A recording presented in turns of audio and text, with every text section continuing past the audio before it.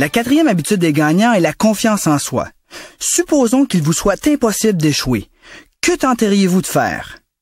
Le plus grand déterminant qui indiquera ce que vous accomplirez dans la vie est votre perception de vous-même et votre confiance en vous. Les gagnants croient en leur succès. Ils sont absolument convaincus qu'ils peuvent réussir tout ce qu'ils entreprennent. Une des plus grandes découvertes de notre temps est que nos pensées déterminent notre destinée. Les plus grands changements dans la vie d'un individu arrivent lorsqu'il renonce à l'image négative de lui-même qui freinait sa progression et ses résultats. On a tous des conversations avec soi-même à tous les jours. Mais quel genre de conversation la plupart des gens ont-ils envers eux-mêmes? Dans 80% des cas, il s'agit de conversations négatives. Je suis bon à rien, c'est impossible, je pourrai jamais réussir, j'ai déjà échoué dans le passé et ça donne rien de recommencer.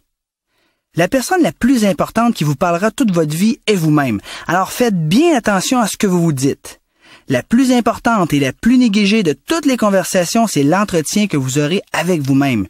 Tout ce que vous croyez avec conviction dans la vie va vous arriver. Par exemple, si vous vous dites et croyez qu'il est normal d'attraper une grippe à tous les hivers, si vous n'avez pas encore attrapé votre grippe cet hiver, ne soyez pas inquiet. C'est certain que votre grippe va arriver bientôt. De la même façon, tout ce que vous pensez à propos de vous-même, voilà ce qui indiquera votre destin. Une des conférences les plus populaires de tous les temps fut celle du regretté Earl Nightingale. Sa conférence s'intitulait « Le secret le plus étrange ». Et son secret était tout simplement « Vous devenez ce à quoi vous pensez la plupart du temps ». Nightingale n'a pas été le premier à en parler. Jésus, Bouddha, Allah, Gandhi, Socrate, tous les grands leaders spirituels et tous les grands philosophes ont toujours eu le même message. Le message est clair. Si vous ne croyez pas pouvoir réussir quoi que ce soit, vous n'y réussirez jamais. Une belle opportunité se présentera à vous et vous ne saurez pas quoi faire avec. Henry Ford lui disait « Que vous croyez ou non à votre succès, vous avez raison. Que vous pensez réussir ou que vous pensez échouer, vous avez raison. Vos actions seront toujours en accord avec vos convictions profondes. » Une façon rapide de créer des résultats positifs dans votre vie est tout simplement de programmer votre esprit inconscient de pensées positives sous forme d'affirmations positives répétées à voix haute ou en silence.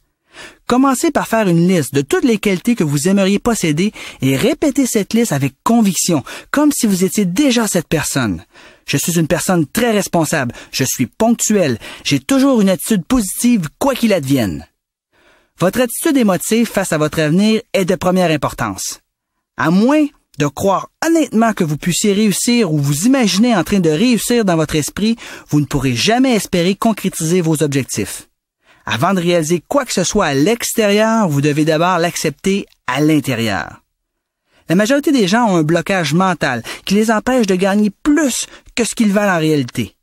Pour gagner plus, il faut d'abord augmenter votre confiance en vous-même et commencer par y croire. Commencez par vous fixer des petits objectifs et accomplissez-les un à la fois.